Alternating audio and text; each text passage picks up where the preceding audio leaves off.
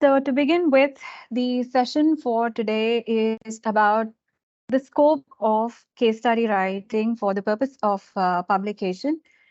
I do believe that here at the Polytechnic, our teaching learning philosophy being the problem based learning approach, we all are already aware or have some level of expertise in the use of case studies during the classroom, as part of our classroom and teaching learning sessions. However, in terms of research, I would like to discuss the following aspects of case studies as a research methodology.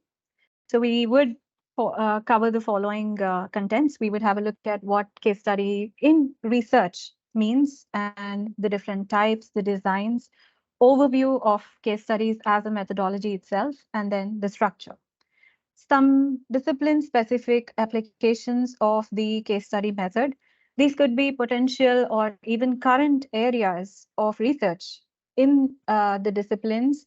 And we do look at the current literature available using case study methodology and also some potential topics that can be relevant and significant for research using the case study methods, some sources and techniques for writing up case studies, and a few publication sources. I have put up a list of journals, which I will be showing you going forward in the session. So, in order to define case study, these are some significant aspects about the case study method itself. They are a study, they involve the study of issues that can be explored using one or more cases within a bounded system and at a particular point of time. They are leaning more into a qualitative approach and involve the researcher or the investigator exploring cases through employing a very detailed and in-depth data collection procedure. Again, all forms of research cannot be substantiated without the use of multiple sources of information. That is another common element that the case study research methodology would have. In terms of the empirical inquiry, yes, case study method is more of an empirical inquiry and involves investigating several contemporary phenomena within their real life context. And also, at this, while defining case studies or thinking about considering case studies as a potential research method, it is essential to understand that the boundaries between the phenomenon and the context and the point of time are not always clearly defined. So, keeping this in mind, it is always essential to use a multiple set of data sources in order to authenticate the findings of the research using the case study method. Moving on, when we look at research methodology itself, based on the general category, the nature of study, the purpose of the study, the research design, and the data types used for the research, they can fall into these categories or types. As per research scholars, prominent theorists in the field, case study falls into qualitative research. But when we look at the modern and contemporary research pieces of work, we would be able to find that this cannot be a very definitive description, and we cannot for sure say that case study would be only qualitative because there could be descriptive, applied, and exploratory research as well using the case study method. And case study method, again, would also involve the use of both primary, secondary data and qualitative, quantitative analysis. But primarily, if we look at the case study method and specifically the applications of the case study method in research, they are very useful to answer how and why questions, to understand or to gain an in-depth understanding and knowledge of a specific phenomenon, to test existing theories or to extend theories that have been existing, to develop an initial hypothesis and then further to establish new theories, again, to establish a basis for future research. Every time we work on a research project, the scope for future research is always an essential element of the research report. In the case of case study method, this future research has a lot of potential because let's say, for example, the case study method has been used to with one particular business unit. This the findings cannot be generalized or with definite in order to apply them to or to generalize them to other business units in the sector or in the context. They create a channel that can be used for other research purposes as well. This is, in fact, a similarity, but in its own way, it creates or opens opportunities to study more than one unit in the research field. So, moving on, just like everything else, there is the flip side as well. Critiques always, or most of the time, these are the areas of criticism that have been pointed out for the case study as a research method. Small number of cases, again, the generalizability of the findings is a question. The complexity of the human nature or the human relationships or the involvement and the dynamics of the researcher itself, himself or herself, with the unit being studied, that could definitely lead to some extent could definitely lead to bias in reporting the findings. And critics also say that it's useful only to develop probably a hypothesis and then explore a phenomena, but not beyond that. And then some claim it is not scientific at all.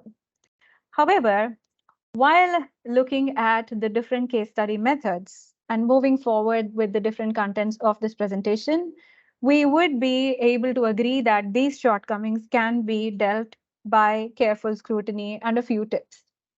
So in terms of the different types of case studies, again, different theorists and different research scholars have put forward different types. Yin has stated that the types of case studies would essentially fall into descriptive, explanatory, and exploratory. McDonough, on the other hand, have proposed that they can be interpretive and evaluative. Furthermore, Stake proposed that they could be intrinsic, instrumental, and collective. When we look at how these are different, in order to understand how this classification has been proposed, let's have a look at a few examples. When we talk about a journalistic description of a scandal, probably by a reporter, that could essentially be described as the descriptive type of case study. Exploratory is where we try and understand if a student uses any strategies while reading a text. Explanatory is an extension of the exploratory method where we try to understand why the student uses a specific strategy as part of reading or writing.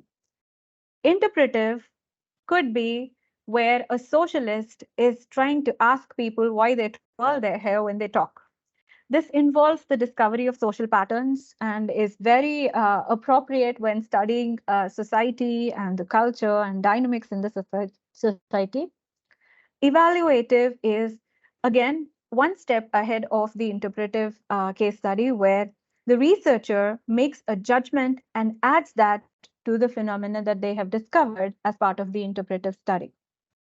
Moving on to intrinsic, this specific case study or this method of a case study is more useful when the researcher holds a personal interest in the case itself.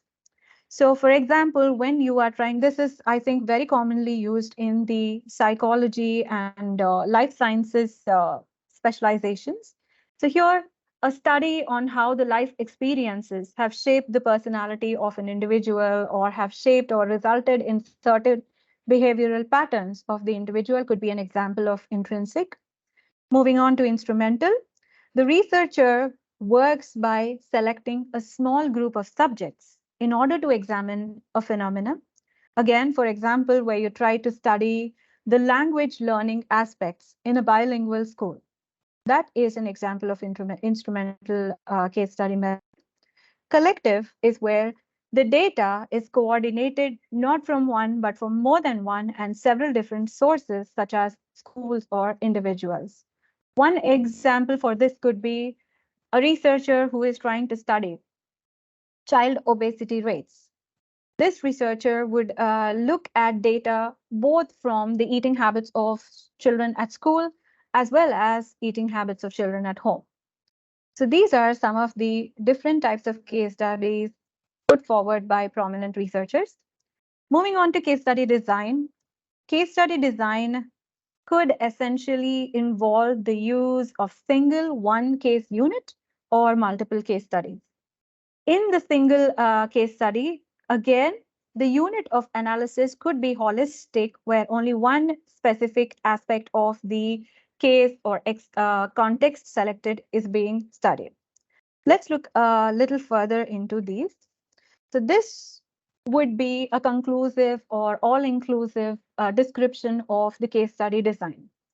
In the single holistic case study, only one particular case within the context is selected, and it involves, for example, one particular unit that a case study has been conducted at one point of time.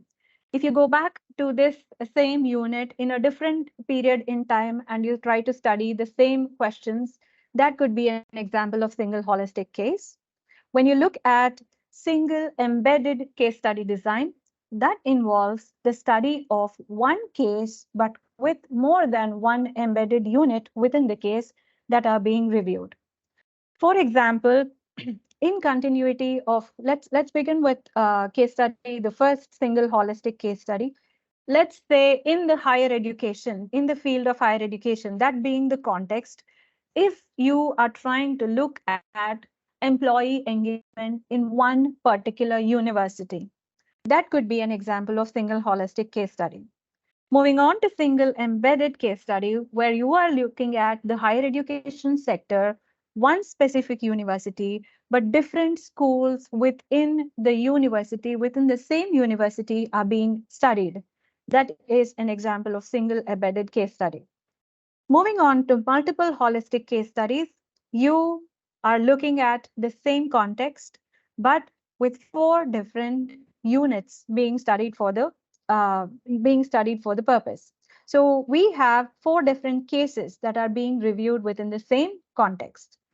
Moving on to multiple embedded case studies, again, each of the case selected will have subunits or embedded units that are being studied and reviewed for the purpose of reporting the findings of the case research. This is an overview of the case study methodology. And I would like to say that, yes, these are pretty much similar to all the other methodology, or let's say all the other sources and processes, all the other processes that are being used in research. So it involves the regular design, planning, data collection, data analysis, reporting, evaluation. The steps are similar. The only points of difference would come up when we are looking at the data collection stage. At this point, it is very, very essential to stick to the protocols. Even here at the Polytechnic, any applied research project that we would like to take up, it is my understanding that we are required to fill in consent forms, get them signed by the participants, roll out participant information sheets. So these protocols in research would be different and they would vary depending upon the organization, the institution, or the case unit. So it is essential that we gain permissions or approvals that are case specific and then proceed with the data collection and review of results and then the reporting. As part of reporting, again, the structure, the linguistics, ethical considerations, each and every one of them would have a very significant contribution to the overall results and impact of the case study report, because if the language or the structure is not in a manner that the readers can appreciate, understand, and make sense of, the entire process would not be fruitful. So while evaluating the reports, the end results of the case study method, it is very essential to take into account the reader perspective. Moving on, this could be used as a checklist for validating the results of, or let's say the process itself of the case study research method at every step of the way. When we are designing or planning the case study method, it is essential to clearly identify the case or the units that are going to be part of the research project. Additionally, establishing the link between the theoretical and the conceptual framework, and the link between the significant literature also is very essential. Data collection, again, the objectives, research questions, hypotheses, if any, have to be very clearly defined. Data has to be collected in accordance with ethical constraints and protocols. The planned methods and measurements. The data analysis in terms of the statistical techniques and tools used for the research. They can either make or break the research. For example, case study method as an approach itself could be qualitative in nature, but the data collection and the data analysis could involve a lot of statistical analysis or quantitative data and analysis of using the statistical methods. For example, where there is a case where you have used a questionnaire, it is essential to carry out all the statistical measures in terms of the Cronbach's alpha to establish the reliability and validity of the scale that has been used for data collection. So these substantiate your case study report every step of the way. Moving forward, as part of the reporting stage, it is very, very essential that the conclusions presented are clear and easy to understand. Furthermore, any scope for future research or innovative and concurrent research in the field has to be a part of the case study report, because this is where other researchers could find their way moving forward in the field. Moving on to the structure of case studies, like I mentioned at the beginning of the session, we have significant experience in using the PBL approach as part of our teaching and learning in the classrooms. So there is one point of distinction between case studies that are used for research purposes and case studies that are used as part of teaching. When we are writing up a case study for publication purposes, the regular structure of any research project would apply. But in the case of writing up teaching case studies, it is there is a slight addition, the teaching note, but the most significant addition to the teaching case studies. A brief synopsis of the case itself, the teaching objectives, research method, the keywords, the questions, any supplementary reading materials that the students or the teacher would need in the classroom for working on this case study, the teaching plan and the timing. Model answers, I believe, according to Springer Nature, the model answers for teaching case studies have to be at least 700 words for each question. Postscripts in terms of any specific events that may influence the responses that the students provide to us would have to be included. And if the author is fully aware of the real life outcomes of this particular case in question, that also has to be included. And exhibits such as data sets, figures, any financial reports, all of these questionnaires, data collected, all of them have to be added to the teaching case study before they are moved forward in the publication pipeline. Moving on to the sources and techniques of data collection, these are some of the popular sources or most sought after sources that are used for collecting data in the case study method. Interviews, observations, questionnaires and surveys, the documents, work diaries, logs, any record, literature available. Artifacts are representation of the particular phenomenon. So physical or abstract artifacts would also have to be, can be used for data collection in the case of case study method. However, just like any other research method, these would be the critical aspects that would ensure that the case study report or the case study research provides you or substantiates the findings and authenticates the data that is being reported. Construct validity, that is the appropriateness of the measures being used. As mentioned earlier, you would have to, depending on the number of variables being used for the study, there could be different statistical techniques used. So that those statistical techniques have to be appropriate.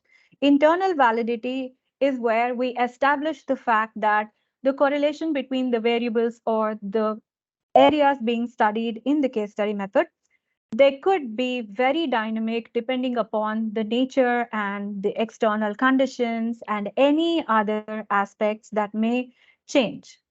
External validity, again, talks about determining the generalizability of findings. For example, in the case of child psychology, where you study the pattern or behavior of one child, absolutely cannot be generalized for your report of another child.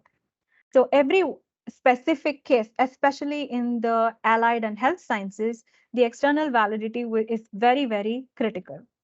Reliability would talk about the accuracy and precision of measurement techniques, as mentioned earlier, Cronbach's alpha for any scales that are being used as part of the study. Additionally, when we look at some more sources, this was something that I thought about during some discussion with some other colleagues here. So here at the Polytechnic, we have the biggest data bank of ICT, I mean, all the industry projects that are submitted by our students. At the end of every semester, when the students submit their industry project group reports, they follow this structure for each and every project. There is the background, the introduction, there is a literature review, methodology, and results, which are based on concurrent data from the industry. Another wonderful thing about the industry projects is that most of them, I believe, are using primary data, industry focused topics, and areas of research. So this is a great opportunity for us as tutors if we are able to guide students and if we are able to work with them in extending these industry projects. So here itself in our workplace, we have a very big data bank that has a lot of potential for publication using the case research method. Moving on, I would like to show a few discipline-specific research works. And here it is obvious that I am not an expert in most of these fields. Most of them are outside my area of expertise. But as part of preparing for this session, these were some of the interesting topics that I found where case study method has been used for research. So in policy and governance, there was a lot of research using case study method for natural disasters, policy implications, and for allied and environmental health sciences, the comparative benefits of alternative medicine. So these are just a few of many other examples that I had in mind. This is for you to review and move forward with. And there is scope for cross-sectional research as well using case study methods. We could talk about improving, let's say, the changes or the levels of employee engagement by using a new application in their workplace. So that would be a cross-sectional, that's an example of cross-sectional research that could be carried out using the case study method. And the potential is immense. That is for us all to explore. In terms of the publication sources, yes, most of the journals, most of the conferences, and there are many sources, publication outlets that accept case studies. But in specific, these are some of the renowned journals that specifically, exclusively publish case studies in the disciplines mentioned here. So there are a lot of sources, other sources than the ones mentioned here. So in addition to these, it is for us to explore and look at opportunities where we could publish any interesting case studies that we work on in the future. Moving further, what makes a case study exemplary? The usual ethics, all the usual considerations that are part of the ethics for research would apply. In addition, if the topic selected for the case study method is concurrent, if it is relevant and a significant area of research in the field, that would add to the benefits of the case study method being used. Additionally, any alternative perspectives, any perspectives that challenge the questions or the hypotheses or the findings of the case study we work on, addressing them, considering them, take them into consideration where analyzing the data of our research would also add value. Exploring, presenting, and substantiating the evidence to the reader. So every time we report the findings, how justified or where the idea that we are presenting comes from, substantiating that is very, very essential. And this allows the reader to analyze and make an independent and conscious judgment on the findings of the data. Due diligence in terms of the language, the ethical issues, the mechanics, accuracy, and authenticity of data. Here, I would like to talk about storytelling. Storytelling is now very popular in so many aspects of publication, in classroom management, and so many other sectors. I think using storytelling, but in a professional way, while writing up case studies for publication, would make them so much more interesting to read. I would like to show you one example. This is a company called Innocent Drinks. They have captured the market to such a great extent using the concept of storytelling and humor in each and every advertisement or post that they make on social media. So something as simple as advertising the fact that when you buy the food, you get a drink for free. Even that, they use so many steps and humor and wit while reporting all of their advertisements and offers. I have put together a set of data, a folder where I have collated all the interesting pieces of information that I have found on the case study method used for research. I will share them with you at the end of this session, which is now. Thank you very much for attending